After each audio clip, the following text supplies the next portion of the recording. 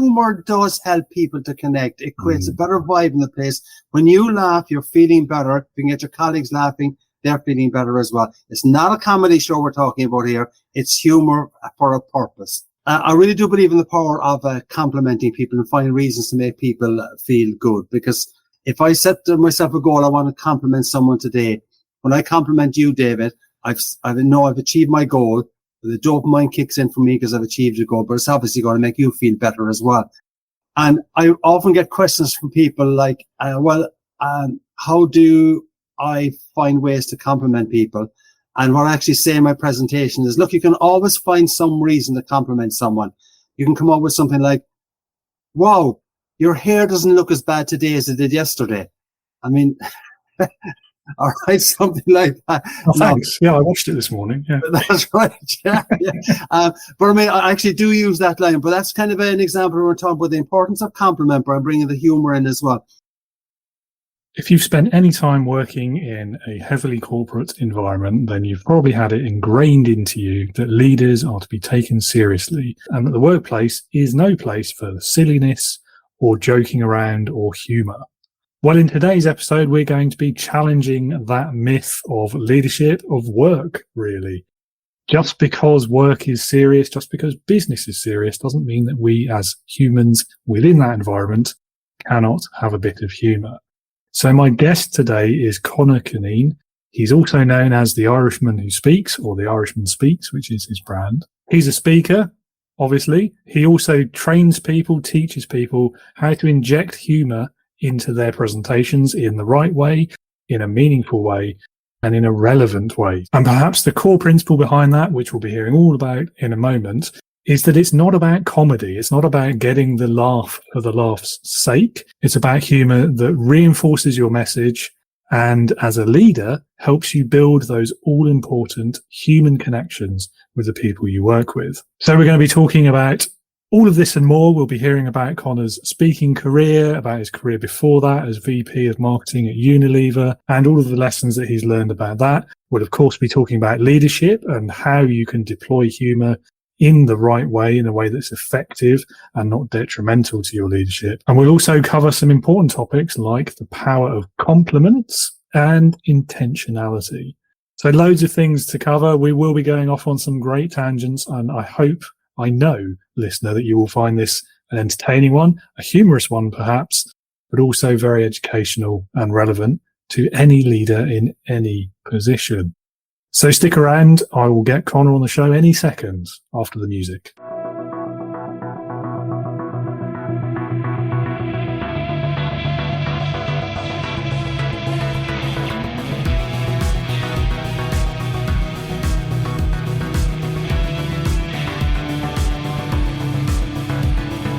Welcome to the Leading with Integrity podcast. Leadership talk for the modern manager.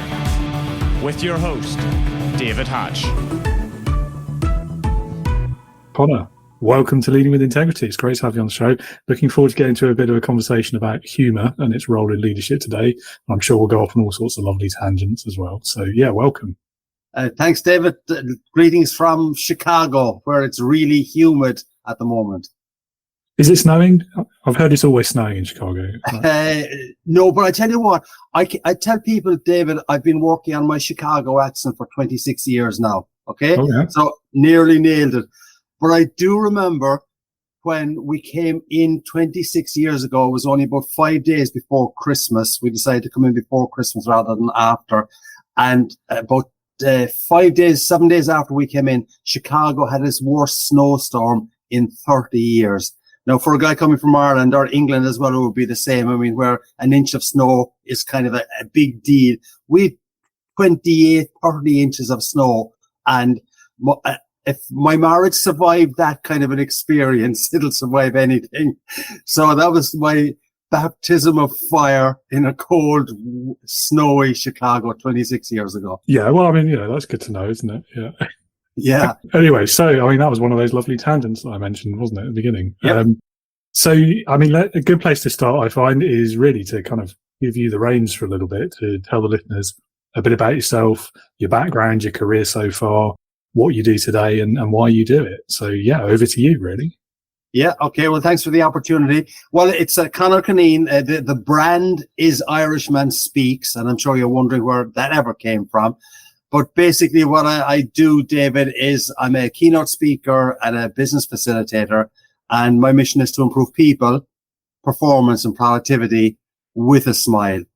And I would hazard a guess that virtually every organization wants to improve their people, their performance and their productivity.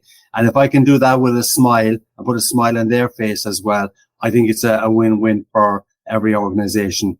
So basically what I speak to is manufacturing, to financial, to healthcare groups who want to improve their people, their performance and their productivity. And I've been doing now for the last 17, 18 years. Came over originally, I was working with a corporate, you'd know the company Unilever.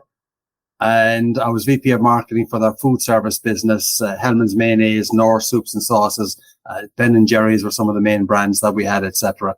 So that's what brought me over here to the States. And after I left the Unilever, I took a little bit of time trying to figure out where I wanted to go. Didn't want to go back into corporate. And I did some work on consulting initially, but was being asked to speak at events, was being asked to come back and speak again at the event next year. And I realized, hey, I've got messaging that does make sense to people. I think I tell good stories. I've got some good humor in the presentations. And I think I do enough work with my clients to be able to empathize with them and their audience so that I can connect properly with them. So that basically is how Conor Cunneen, Irishman Speaks, is now based in Chicago, attempting to improve people, performance and productivity with a smile. Lovely. Yeah, I love that. I mean, one of the things, I'm thinking back to a blog article from like 3 years ago now, but it's always fascinated me, like how you can, particularly that productivity word, but also productivity not at the cost of people's souls and their sense of humor, their enjoyment of their job. And that feels like a real trick of management. I like alliteration as well. So the title on that particular article I'm thinking of was People, Purpose and Pranks. Yeah, right. Pranks, obviously, you have to caveat that quite heavily because it can get out of hand pretty quickly. But that's true. I mean, that's the challenge. You've got to make sure that, for instance, in my business, I do bring humor, and we can illustrate some of that later on to the presentation. But it is relevant, and it reinforces the messages that I have got. I mean, I do remember back in corporate, like some of the pranks that we got up to, and they're probably funny at the time, but maybe the people you play the pranks on didn't really appreciate it. And whatever you want to do, I mean, if you do pranks, you need to be able to make sure that it's to the benefit of everyone, not to laugh at someone, because when you're starting to laugh at someone, you lose them. You're not going to get the collaboration and the real camaraderie that you feel you're trying to get to. 100%. I think, yeah, they work best when the target is just general silliness as opposed to a specific individual. Yeah. Because otherwise you can't, you get into like bullying territory really easily, and it's just not worth it. It's no good for anyone when that sort of thing happens, but just like the sort of silly stuff you do in the office, like office cricket was a thing that we used to have where you random cardboard tubes and whatever looked like a ball, and who could hit it furthest along the office, silly stuff like that where no one really gets hurt. Apart from the clumsy director who always manages to hurt himself, shall remain nameless, but he knows. Indeed, yes, You do quite a bit of teaching, and you have a few courses as well. And one of those, I believe, correct me if I'm wrong, is about being able to consistently capture and then create that humor whilst also keeping it relevant. So what are some of the key techniques that you teach to enable people to do that in the right way in the workplace? Well, I do a course on adding humor to your presentation, and it's actually an online course, and I do it in person as well. And basically the bottom line, David, is that when people are laughing, they're feeling better. So my feeling is that if during your presentations or during that sales pitch, if you can get your audience, or if you can get your client to smile once or twice during the presentation, that's going to get the neurochemicals in the brain kind of moving. You're going to feel better. You're going to connect better with the people who've made you smile. So there's a win-win in it. And what I talk about is, I'm not talking about doing comedy at your business presentation. I'm talking about adding humor to the business presentation that reinforces your message. And what I basically say, David, is that you don't need to be funny to be funny. And by that, I mean, all you have to do, but you need to do it in a disciplined way, is capture the humor that you see around you. And almost certainly in the last few days when you were doing podcasts or you were interacting with other people, you said something that put a smile on their face. Quite likely, you don't recall what that was. But what I'm saying to you and to others is that when you say something that puts a smile on someone's face in the future, just capture it, write it down, put it into your iPhone notes or Android or whatever it is. And the idea is you don't know when you're going to use it, but what you do have is now you got a little bit of humor that I may be able to use sometime, someplace, somewhere. I'll just give you one little example on this. I speak a lot to improve people performance and productivity with a smile, as I said. One of my major client groups is manufacturing, and I've done a number of safety conferences as well. So let's assume that I'm speaking to you as a safety audience. And I use the definition of safety. It's not my one, but I heard it sometimes somewhere that, all right, your objective as a safety group is you want your people to come into work with 10 fingers and toes and leave with 10 fingers and toes. And to do that, you've got to be aware of your surroundings. A few weeks ago, I went to collect my darling granddaughter from soccer practice. We were taking her for overnight. So my wife and I collected Maggie, our little 6-year-old redheaded granddaughter, and we put her into the back seat of the car. My wife sat in at the back seat of the car, and we said goodbye to our daughter. And then I sat into the back seat of the car as well.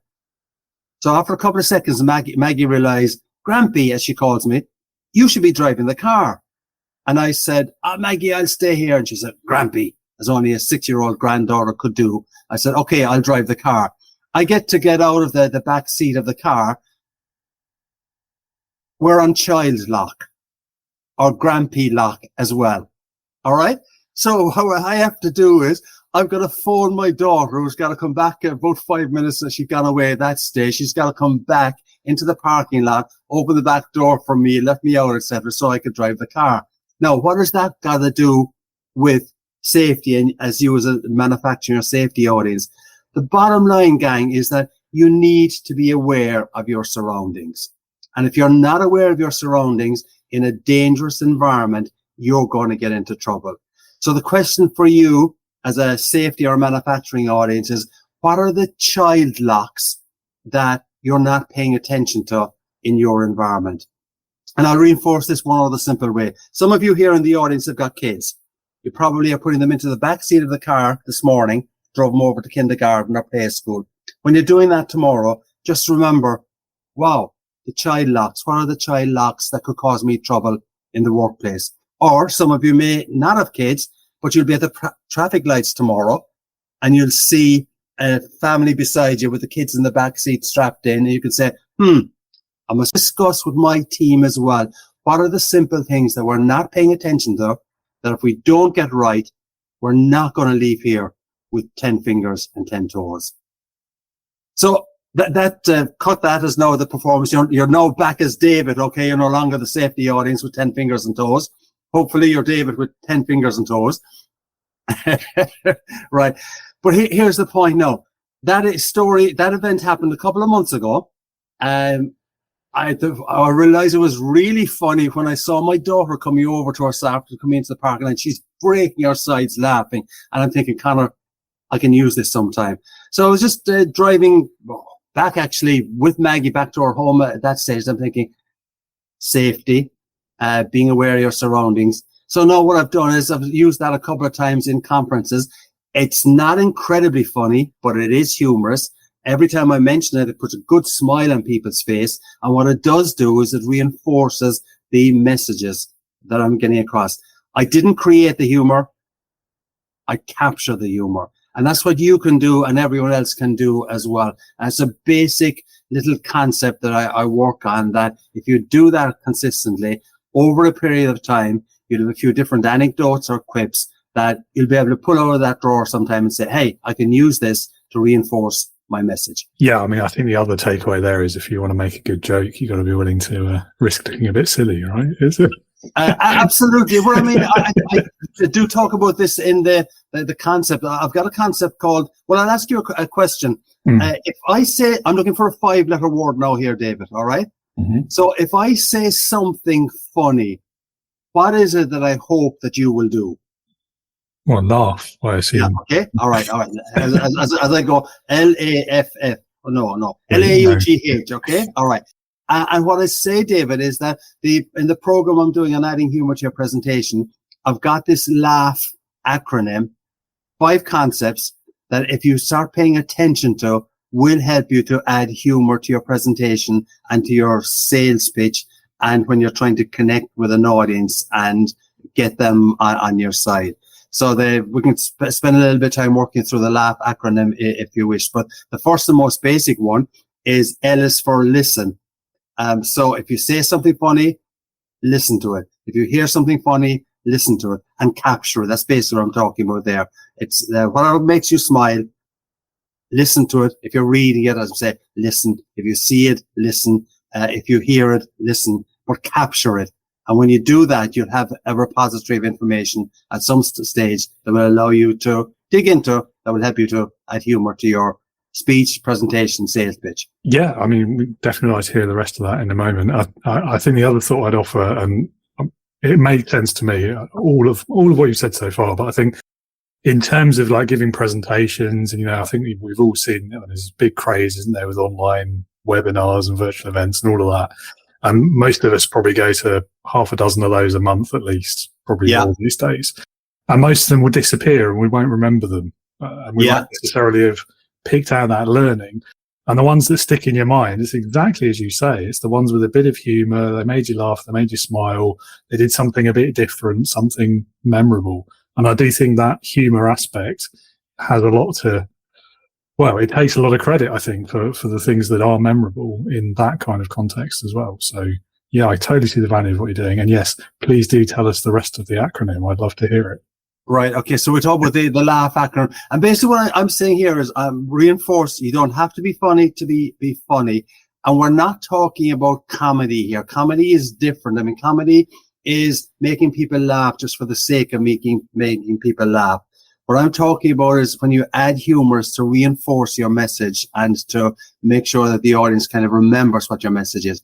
So the LAUGH acronym is, the first element of the LAUGH acronym is listen, as we've referenced.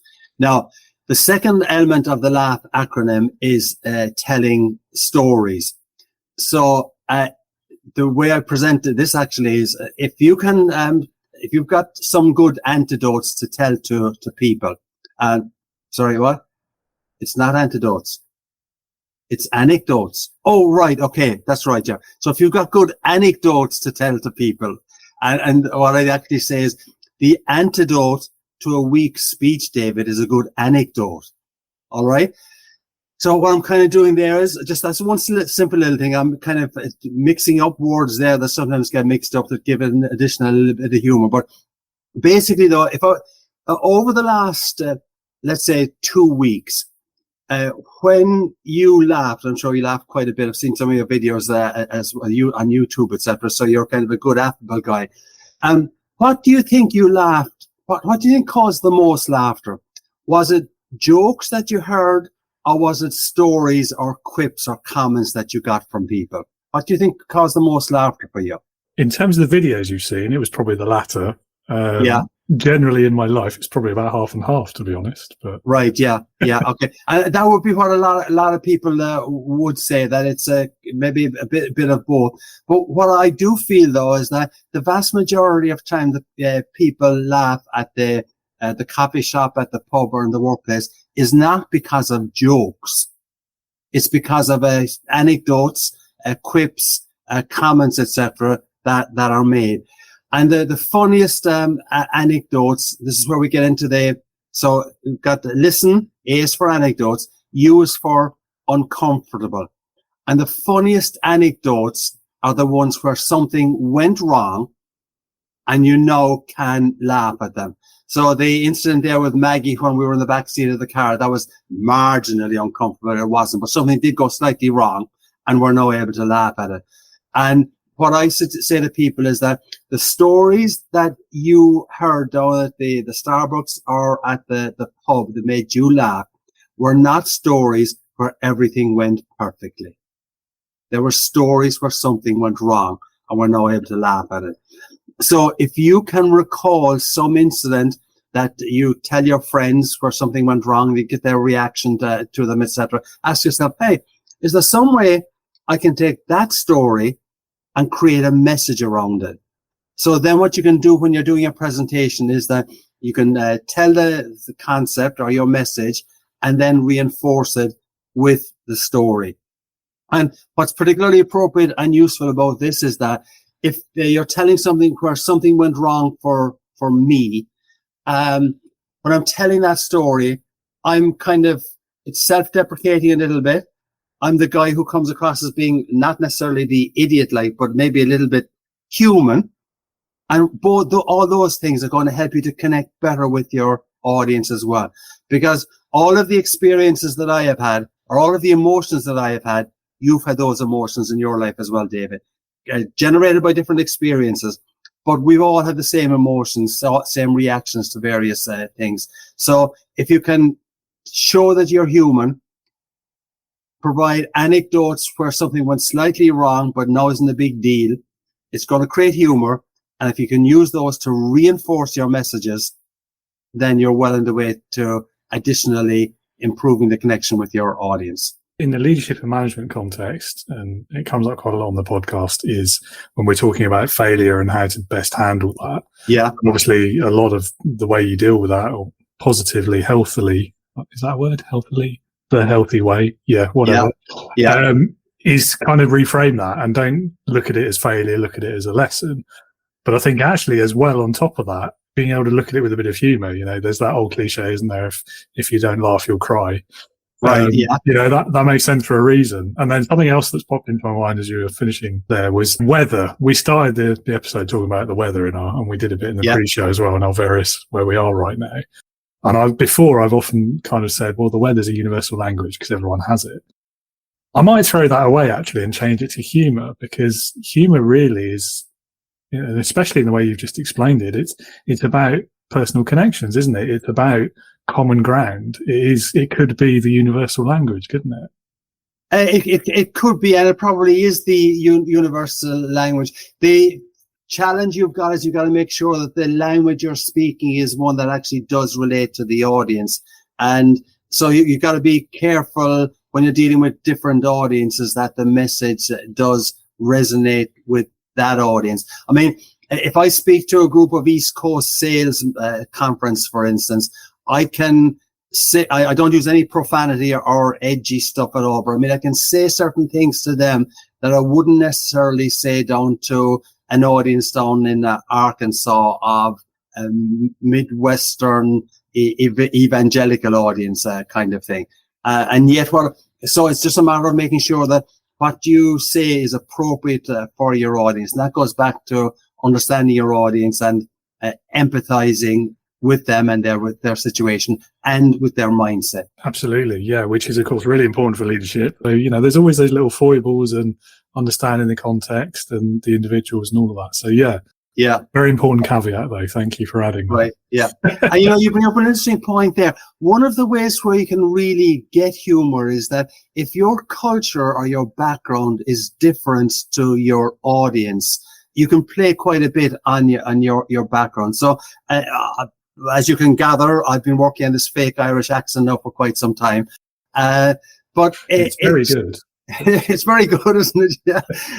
There is certain phrases we use in Ireland that are normal, but they actually generate kind of a great reaction here. So I know you're familiar with this, but I love saying to my American audiences something like, I've just come back from Ireland, and I have to tell you that Ireland has got the best crack in the world. Okay? And, of course, that crack means fun and having a good time. That's what we say about in Ireland and in the UK. The Americans kind of go, what did he say? So I play to that and I say, did he say crack? he doesn't look like a crack dealer kind of thing. And I then explain that crack is the Irish word for having good time, good fun, etc.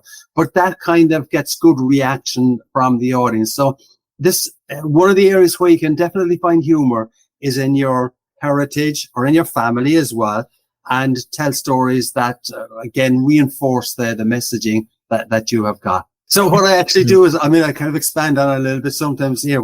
So I'm talking to an audience of, say, 300 people. I'd say when we're doing this program now here today, I leave you with some good takeaways to leave you with a smile in the face, a spring in the step, and good actionable takeaways. And we'll also have some great crack while we're doing it. You kind of get, and I explain the word crack, but then I use lines like, I mean, if you go to Ireland, you're quite likely to hear someone say, you won't believe the amount of crack we had down with the cop station at the cop station last night, kind of thing. So you just expand the references to your heritage a little bit and get them going. Yeah, definitely. Yeah. Oh, I didn't know it was this sort of meeting. Oh, that's right. Amazing. And in terms then of connecting with the audience, I'll say a regular. This is fact. You can say this to your Irish friend. How's the crack? Is the greeting, okay? Mm-hmm. And the answer in my circle is mighty, when it's good kind of thing. So I said to my audience as I explained this to them. So then I shout out, "How's the crack?" And the audience comes back with mighty. How's the crack? Mighty. And then halfway through this conference, if I'm doing the good messaging again, if I've reinforced it with something, and if they have laughed at the little piece of humor I've given them, I might then shout out again, "How's the crack?" And they come back with mighty again. So it's, and that's part of, I think, connecting well with your audience. You've got to try and get them to get involved, and not just intellectually and just taking notes, but is there some way you can get them involved to do a shout out or a call out or ask them questions, get responses back from them, because that helps them to stay connected as well. Yeah, absolutely. And it really, particularly if you're in that kind of context where you're delivering training or you're trying to get to a learning outcome, I think that participation, that involvement is so important, because there's not many people who can just sit and listen to words verbally and just learn and that's it. And they don't need to do anything else. Oh, yeah, absolutely. Yeah. I mean, there's a rare few, but I think most people, you've got to do something beyond that if it's going to stick. Yeah. And the thing with the keynote speaking and with the training as well, David, is that most of the time your audience is not the same audience that you had last week, the week before, and the week before. So if you're a presenter and you've got 5 or 10 humorous little quips, anecdotes, slides, etc., and you know they get reasonably good reaction, then you've got that material for each presentation, and you're providing the same content and the same humor that you provided last week, but you've got a different audience. They're going to smile at that. And when you've got them smiling or laughing once or twice, they're going to smile or laugh easier the next time. You're going to stay better connected with them. Their energy level stays higher. It's a win-win for everyone. The last thought I'll offer is perhaps you need to come up with a new acronym. Maybe CRACK should be your acronym, right? I'll leave that with you, though. I'm not going to ask you to come up with it on the spot. But well, I tell you what. I mean, this is a goofball one. I've only done this once or twice with smaller groups that I know. But I regularly tell people that if you want to be successful, you've got to, in business, you've got to have a confidence, respect, attitude, and performance. Now, what's the acronym for confidence, respect, attitude, and performance? We're going to have a crap time, my people. Some jobs, That's right, yeah. But you've got the first 3 letters there already, haven't you? So, that's right, yeah. But quite seriously, though, I really do believe in the power of acronyms. If you, as a presenter, are providing a number of different points to your audience, all right, you may have PowerPoints, which drive me crazy. You may be giving them handouts, which are important, all right. But what else can you give them to help them to remember what you said? And I really do believe in the power of acronyms. So it's not going to be difficult for anyone to remember the word laugh in connection with adding humor to your presentation. If they can remember the word laugh, they'll be able to say, all right, Elvis, what was that? Yeah, it was listen. A is for anecdotes, and I know he said something about being uncomfortable, so that's pretty okay. And the G then, if we can go to this as part of the LAUGH acronym, is Google, or Google and the Bing, as I like to say. And the idea here, David, is that if you're doing a presentation and you're looking for, let's say you're doing a presentation on leadership, where you're talking about culture or leading with integrity as well, just Google on the Bing or on the AI at this stage if you want to, and look for humorous leadership quotes. Okay? Funny leadership comments. What did Groucho Marx say about leadership? Or what did Oscar Wilde say about leadership? Maybe nothing, probably. But if you go onto the Googler and do searches for your topic and the word funny, quote, humorous, those kind of things, you're likely to come up with some kind of a quote that will help you to reinforce your message. So you give your serious message about the importance of teamwork in the workplace environment. Maybe then you can find some quote that you've found online, and you can say, and as Oscar Wilde said, or as Groucho Marx said, reinforces the message. You give that quote, and then you kind of repeat the core message that you sent. So there's no reason why anyone here on this call cannot do that. And if they do that, they will be able to find something to help them to add humor to their presentation. So you've got to listen, anecdotes, uncomfortable, G is Google, and the final element of the LAUGH acronym that will help you to add humor to your presentation is he to ho, ho, ho. And the basic idea here is, I see you're laughing already at this, but the basic idea here is that, and I have used this quite a lot. When I'm doing presentations though, David, I have a very good idea when people are going to laugh. And what I do is I let them laugh, which is really important. But there are times that when I come up with a quip or a comment, or someone will make a quip or a comment and I respond back to it, and the audience goes, he. And because I'm not ready, I'm not aware it's going to cause laughter, I might sometimes actually stamp on it, which isn't a good thing to do. But what I will remember though is I remember, hey, I made that comment. It got a kind of a he from the audience. So I'll take it away with me and I'll say, all right, how can I go from he to ho, ho, ho? And as you become more aware of humor, you'll realize that, all right, if I used a different word there, I probably would have got a better reaction. Or if I took out a word, I'll get a better reaction. Or if another way to look at it would be, don't ever tell anyone you're going to tell them a funny story. Tell the story. And you hopefully get good laughter from that. But if you kind of broadcast or give a forecast that you're going to tell something funny, they're waiting for the laughter. It may or may not work. Hopefully it will. But you're much better off just making your serious point, humorous anecdote or quip, serious point again. And that is a way to help you to go from he to ho, ho, ho. So the LAUGH acronym: listen, anecdote, uncomfortable, Google on the Bing, and he to ho, ho, ho. I like it. Yeah. Easy to remember as well, hopefully. Yeah. Dead right. Yeah, indeed. Yeah, hopefully, yes. Yeah. I mean, I like the expectation management there as well. It's like, if you're expecting a laugh, it's easy to be disappointed, isn't it? And it's better when you're caught unawares, I find. But yeah. And that's one thing I regularly do see with people who don't appreciate humor. They say, I want to tell you a funny story now. Alarm bells as far as I'm concerned. Yeah, you're just setting yourself up to fall, aren't you, I think, in that way. Yeah. So leadership and humour then. I mean, most people, a lot of people see like leadership, the management role as something you've got to be very serious all the time and you need to be taken seriously as well. And you can't possibly make fun of yourself or anything like that. So, I mean, do you think that's the right way of looking at it? And if not, what role do you see for having the sense of humour and applying it in the right way in leadership positions?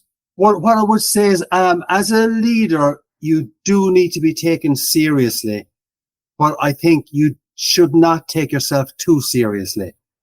Okay, it was the way I would put it. So if you're a leader and you're taken seriously by your team, they'll see you've got a vision, you're helping people to collaborate, and there's teamwork, etc., and you're respected. And when you ways that can make that happen, including appreciating your team, giving them compliments when they deserve it, etc., take them to task when that needs to be done. But if you've actually complimented them from time to time, you can easily take them to task then as well. That's a strong belief of mine. And within that, you're a human being. Your teams are human beings. Human beings like to laugh. So if you can bring appropriate humor or smile to people at your meetings or otherwise, it can make a real difference. And here's something that I often recommend to clients. So when you and I were back in corporate, let's say we had weekly sales or marketing meetings, and the same 7 people are inside in that committee room every single week. And if you're an executive team, you got the CEO up at the top, etc. You got a finance person sitting there on his right hand side, who's been in the same chair for the last 17 years, because the finance people don't really change. The marketing person is only there for 3 months, because the marketing person is going to get fired again in another 6 months' time, kind of thing. But I mean, basically, it's the same number of people who are around the table. If you've got a regular meeting, I think one of the best ways to start it off seriously now is start the meeting with a joke. All right. And the basic idea is you can do this when you're with a group of people that you're comfortable with and you're meeting all of the time. All right. The idea, gang, is that we want to be productive here. One of the ways to get productive is to get the mind going and to get the brain kind of active. A simple way to do that is to add a little bit of humor. So on the agenda for a regularly marketing meeting, manufacturing, sales, whatever it is. All right. David, you're on next week to tell us a stupid joke. All right. And all you got to do is you got to go to the Googler, find a stupid joke about X, Y, Z kind of thing, and tell it at your meeting. The idea is the more groans you get from your colleagues, and they say, David, that is so bad. That was worse than Joanne's joke last week kind of thing. Not profane or anything, but what it does do, it changes the vibe. And it gets the meeting off to a start. I really do believe, I've recommended to quite a number of clients, I would say 75% of them don't do it. Because I'm not sure we should do that, Conor, kind of thing. But the other 25% have done, I've got some really good responses from people for doing it. It's a simple thing when you've got regular meetings. How do we just change it up a little bit to get more energy and vitality into the room? Yeah, make it a bit more human as well. Because I think, especially that type of meeting where it's the same people in the same room every week for hours on end. And you've only got to do that for 2 or 3 weeks before nobody in the room really wants to be doing it anymore.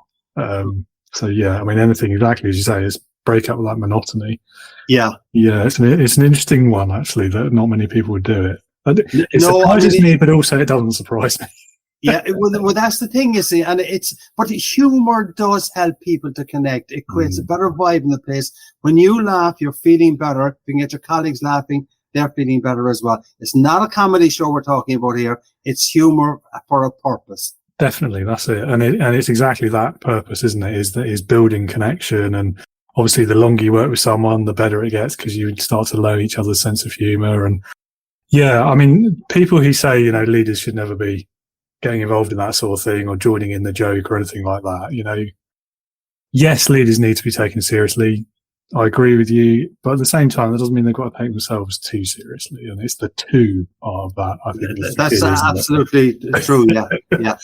And ultimately, if you want to build connection with people, you need to show them you're human. And absolutely. Who doesn't have a sense of humor? Robots. So. Yeah, or AI. Well, yeah. Although some of them can tell jokes if you ask. So they're not very good, though, I gotta say. That's true, but it's progress. Yeah. No, anyway, so yeah, I think we more or less agree on the role of humour in leadership. So good, I'm pleased. So on the subject of starting with a joke, if you had asked me in that situation, my go-to terrible joke, I'm going to tell you, and you're going to judge me for it, I know, and I'm okay with that. Right. But it's, what did the fish say when he swam into the wall? What did the fish say when it swam into the wall? Damn. Very good, very good. It's not bad. It's not good. It's not good. It's terrible. Yeah, I can't take credit for it. I stole it, right. but still. It's, But that's the point, though. Something like that will get a nice reaction from the meeting that you're in, etc. It's not in any way offensive. It's very, very simple, and it gets a good reaction. And if you can get someone else doing it next week, it's going to help to build the camaraderie and the collaboration and the productivity at that meeting. Absolutely. And I think sometimes when you're the leader in the room, you've just got to be the first one to take the plunge and start that process going and not be afraid to tell the terrible joke. And yeah. That's really important, isn't it? Because I do appreciate that this works when the leader is prepared to do it. When the leader is not prepared to do it, and there's a lot of leaders who are not prepared to do it, it doesn't work. So I think that something that leaders maybe don't pay enough attention to, David. I think in that the way they walk the talk determines the whole environment. Or do they walk the talk? And the leader sets the mood in an organization. So if you're in a large company, if you've got a hard-hitting, no prisoners leadership, that's going to filter down, and people are going to get more afraid, in my opinion. There's going to be less honesty coming up, etc. But if you've got a leader who is open and aware of and empathizes with the people and their situation without leaving them get away with things, I think you're going to have a much more open and collaborative environment. Yeah, I would agree with that. I mean, there's so many things that could apply to in that phrase. If the leader doesn't do it, it's not going to work. Yeah. I mean, it's setting that right example, and I think it's about more than just inspiring personal behaviour. It's about setting the tone. It's the culture of that whole organisation. And if you're afraid or you don't think it's the right thing to do, you don't want to show that sense of humour, you don't want to be seen as telling jokes, or for whatever the reason, you got to think about the message that sends to the rest of the team. Yeah, most definitely. And you've been in corporate, I've been in corporate. I mean, it's quite amazing the difference in culture from one department to another. All right, we've got our own corporate values, and we all say we're an open environment, etc. When we listen to our people, that's the corporate value that appears on the website. And then you go into the manufacturing team, and there's a good level of collaboration there. And then you go into the sales team, and everyone is kind of knife stabbing each other, etc. So I mean, it's wonderful to have all these corporate values, but trying to actually drive them down through the organization. Actually, driving them down is the wrong word to use there. Have them embraced by the organization is a real challenge, and so much of it depends on the individual leaders in the various functions and departments. Absolutely, it does. I think I did laugh when you used the salespeople example there, because I mean, part of that, I think, sales teams are always going to be kind of their own beast to an extent, because it is a deliberately competitive field, isn't it? And that's a lot of the time that's how they're incentivized. But I do agree with you. It will come down to the department head, the leader of that team. Yeah. But ultimately, the top leadership of that organization, if they are sitting back and allowing those silos of different approaches to develop, and they're not keeping each of those individual leaders on target, keeping those wider values in mind and actually living them, I do feel like the responsibility sits at the top with that one. I mean, I've addressed this once or twice with some senior executives, and when I hear the senior execs say, I've got an open door policy, and we like to have an open culture, etc., I ask them the question. No, I've got to be careful how I phrase this, but it's once I've kind of got their trust, etc., I ask them the question, well, how often are people actually coming in your door? And then I ask the question, how often are you going out the door, the open door, to go onto the floor or to speak with people who are two levels below you, kind of thing? Or is it only your executive team that you have the open door with? So again, it's about words are easy, but talking is easy. Actually taking action is what ultimately determines the environment and the culture that you are creating. Absolutely. And that is a great example, because it's so easy to just say, I've got an open door policy. But if you really care about what people have to say and what they think, you will go and ask them. You won't just sit back and put your feet up and wait for them to come to you, because they probably never will. I mean, it's a very rare person, I think, particularly in that really strict sort of hierarchical kind of organization, who is going to jump a few steps up and go through that open door, knowing that their line manager is watching them as they do it. And that was one of the things that really kind of intrigued me when I came over here first. Now, the organization I was working with, we were Best Foods at the time, Hellman's Mayonnaise, North Soups and Sauce, etc. And my boss at the time was an Italian American. And he kind of made Robert De Niro sound like a choir boy, okay? Really good New York stuff. So as an Irishman, I was able to relate pretty well to him. But he was incredibly affable, and he got on well with everyone in the organization.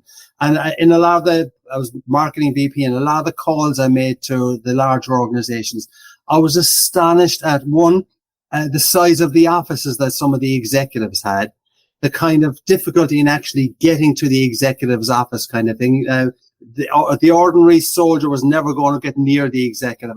There was so much physical barriers between senior execs and the team. There was the cultural barriers as well.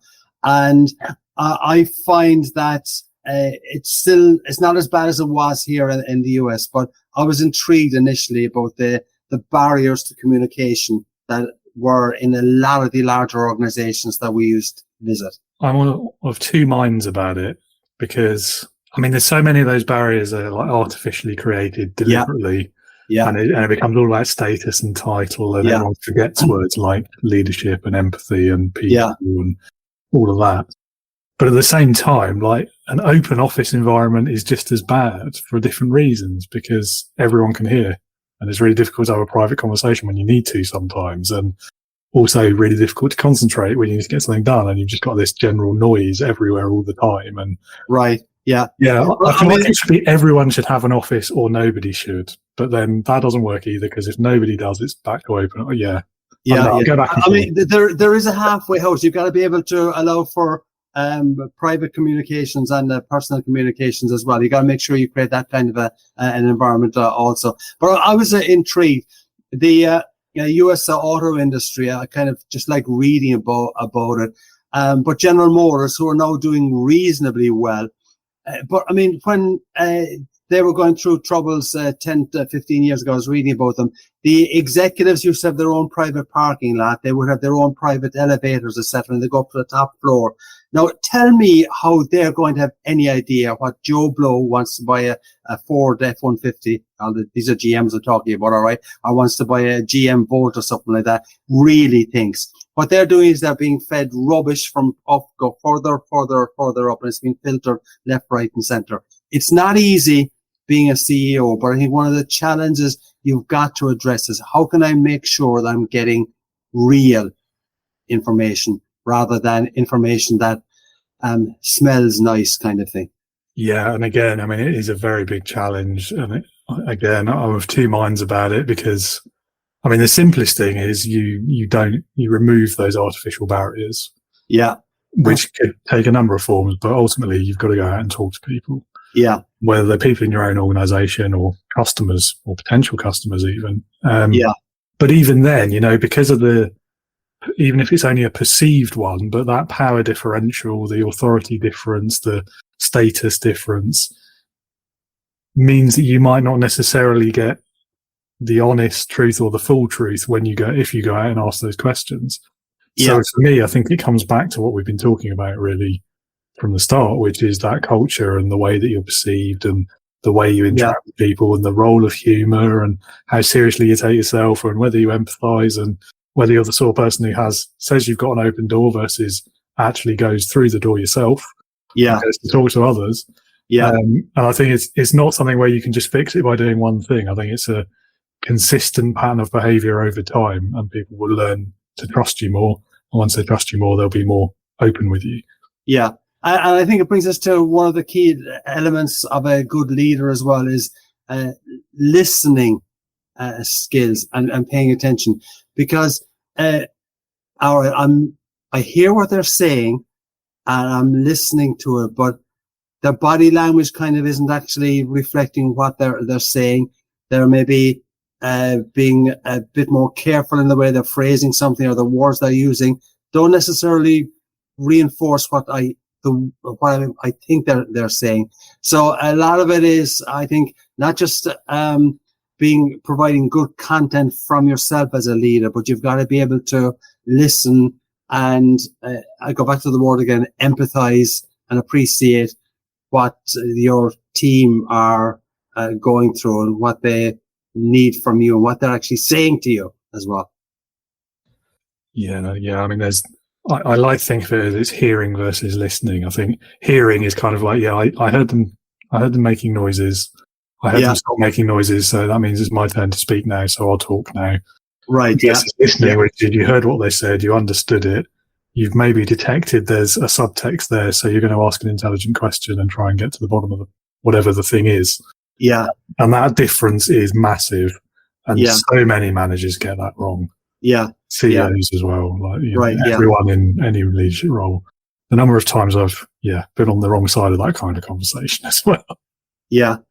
And one of the most useful questions, I think, for a leader at any level is, I really do believe in the power of complimenting people and finding reasons to make people feel good. Because I talk about, I've got a different concept on the spells CHAP, CHAPS, 5 micro goals to building teamwork. But the first one, C, is about compliment. Because if I set myself a goal, I want to compliment someone today. When I compliment you, David, I know I've achieved my goal. The dopamine kicks in for me because I've achieved a goal, but it's obviously going to make you feel better as well. And I often get questions from people like, how do I find ways to compliment people? And what I actually say in my presentation is, look, you can always find some reason to compliment someone.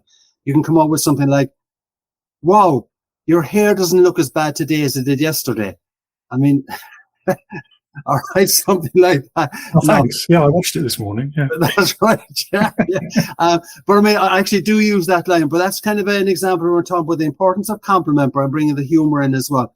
But go back to the serious question: how do I create those compliments? And a really powerful question for a leader, which will allow them to find reasons to compliment your team, is: what did we do well yesterday? Or if it's not those weekly meetings, we've started off with a joke, all right, that we were talking about. The next question on the agenda is, what did we do well in the last week? Okay. Now, because most of these meetings are all about problems, complaints, etc. But if we can start off with making people smile, if we can start off with finding reasons to compliment Joe in the IT department for solving that security issue that we had, etc. Kudos to you, Joe. Well done, etc. But it'll happen if you ask the question, what will we do well? No, you don't have to go searching for a reason to compliment someone. And I say this when I'm speaking to food service teams, where and most restaurants, they might have a morning huddle where they get together for 3 or 4 minutes kind of thing. I do think the first question you should ask is, what did we do well yesterday? And they might say, Jeremy was able to solve the problem we had on table 11, etc. And he really helped me when I was having a bit of difficulty. Kudos to you, Jeremy, etc. And what will happen, David, is that if you ask that question, provide a compliment, tomorrow when you ask that question, someone's going to come up with something different, and they'll find it easier to be able to highlight what we did well. So we're now highlighting the good points. And now I can talk about the challenges that we had yesterday as well. Okay. And it's not just start off by saying, gang, we made a complete mess yesterday. That'll happen from time to time, obviously, but don't be highlighting that at your daily meetings or weekly meetings initially. Yeah, I like that idea because, you're right. It is very easy to spiral into that negativity, especially when you're not enjoying the meeting to start with. It's very easy to get into that mindset of, this is rubbish. Why am I doing it? Yeah, absolutely. And it's a reset, isn't it? And I think also what I really like about that is if you're the CEO asking that to a room of your senior management, it's not just about the people in the room then, is it? It's about what did people outside the room who maybe don't get noticed so much by the people in the room, because it forces those leaders to think about, actually, well, what have our people done really well this week? Yeah. I should go and compliment them after this meeting, actually. And again, it all kind of trickles down in the right ways, doesn't it? Right, yeah. And when you go out that door and you compliment the people, you're going to get more appreciation as a leader. You're probably going to get better effort, etc. And as I say, like when you come home to your spouse and you compliment your spouse now based on what you've heard from the Irishman, the spouse's reaction is going to be, "What did you do wrong?" What have you done? Yeah, that's right. Yeah. But I'm blessed. I'm married to a darling Irish girl for many, many years, so she knows my mad, goofy sense of humor at times at this stage. So yeah, good. Pleased to hear it. Yeah. So we heard my bad joke earlier. I feel like I'd be remiss if I didn't ask you, what is your favourite joke? Right. I tell you what I do here. I'll show you the way I actually finish up my presentations. Okay. Yeah. All right. So, all right, gang, you now understand the importance of adding humor to your presentation, or you understand as a leader the importance of complimenting your team, etc. But this won't happen just because you want it to happen. You've got to be deliberate in trying to make it happen and do something. I'll tell you an old story. It's about Patrick, who was a good living Irishman. And Patrick ran into some financial difficulties due to gambling, womanizing, and drinking. So the Irish definition, David, of good living is pretty broad, okay? All right. Patrick's granddad dies, and Patrick goes out to the granddad's house and starts cleaning out the house. And then he goes out to the garage. I'm going to ask you a question now in a second, David. He goes out to the garage.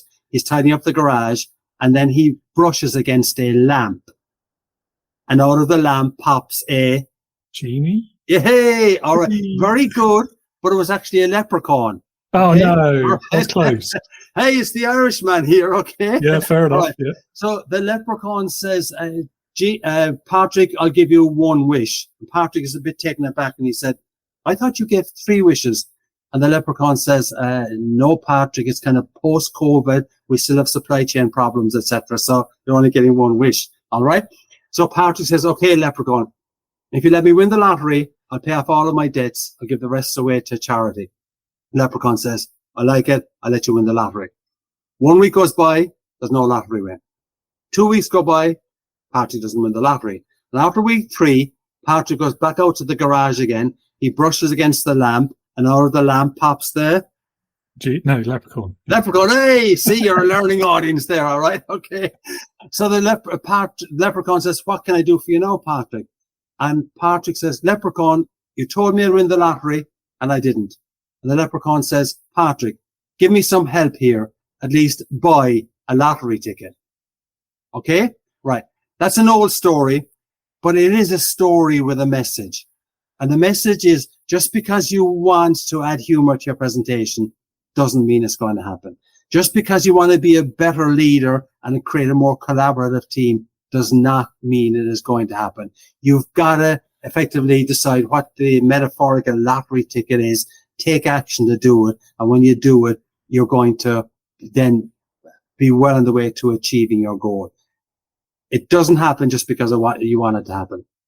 So, cut there. So that basically is an example of a kind of an old story that I heard years ago. A lot of the audience have heard of it. They haven't heard about the leprechaun version. I threw in the supply chain, which gets really good reaction since COVID, etc. But it does help to reinforce the message that I have been talking to them about. So that's an example of a silly joke. And that's actually one thing I do suggest, David, sometimes. If you do hear a good joke, ask yourself, hey, is there some way that I could actually adapt that, customize it to my audience, and use it to reinforce one of my messages? And I think you can do that. I've got a few other examples that I've done that over the years as well. So when you're speaking to your audience, do your darndest to make sure you customize your presentation. And when you do that, you're going to be well on the way to connecting better with them as well. Yeah, no, I like it. It's a good joke. It's a good story.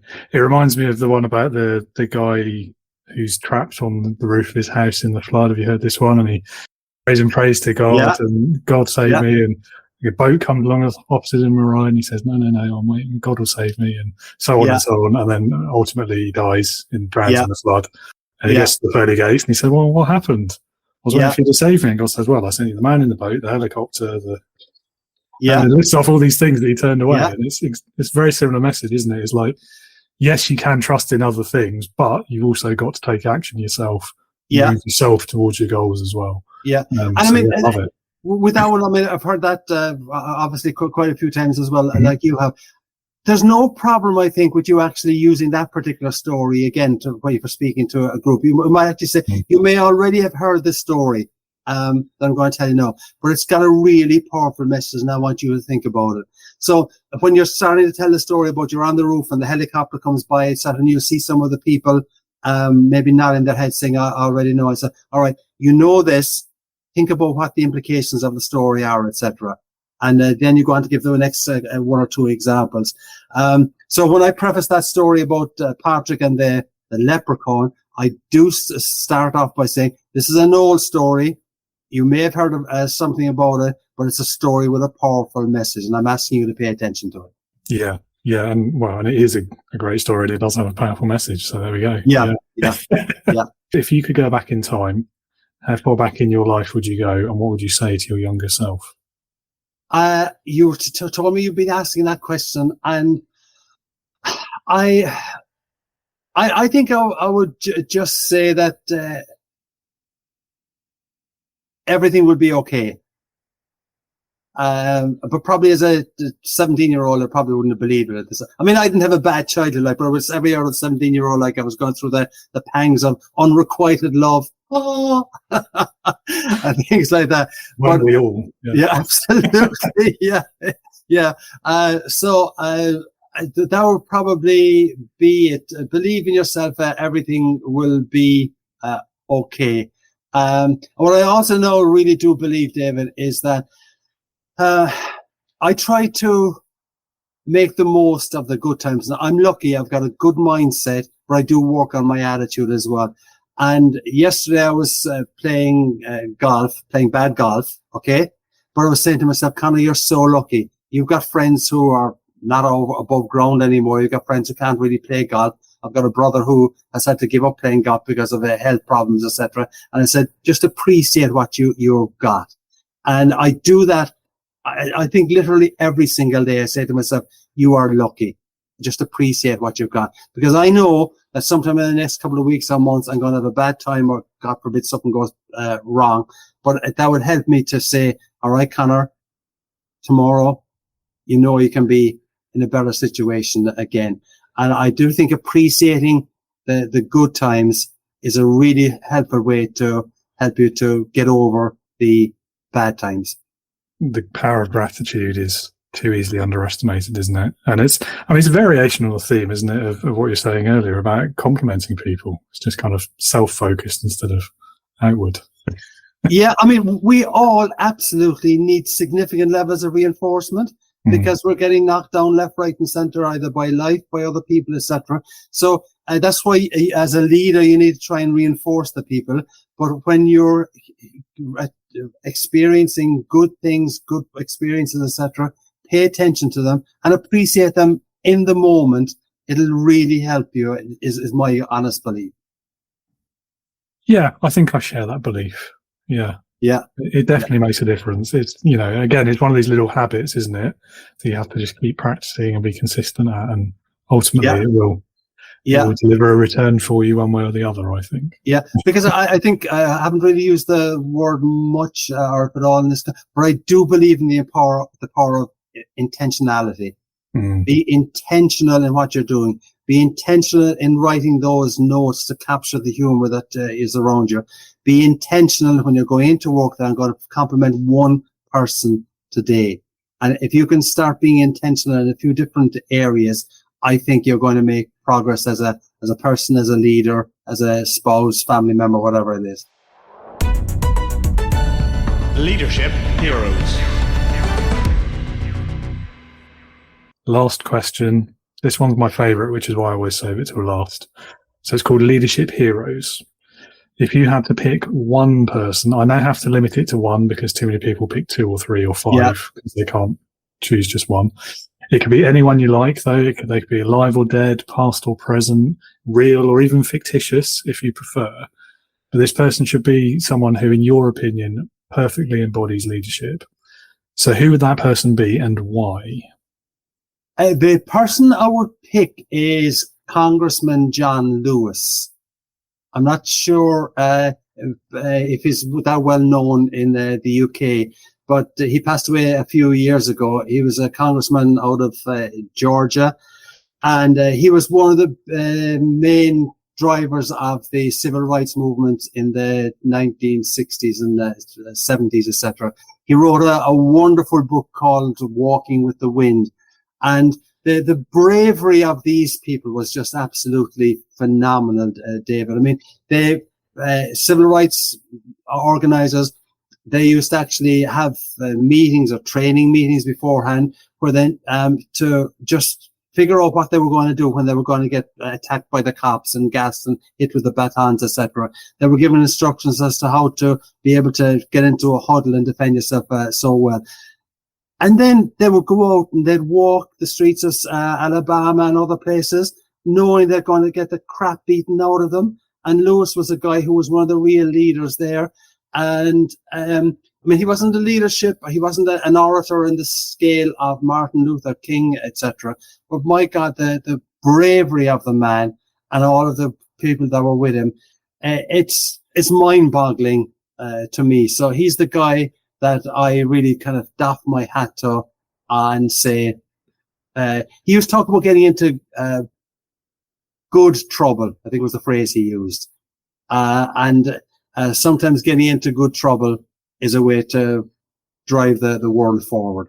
Yeah, I'm vaguely familiar with him. I've definitely heard of him.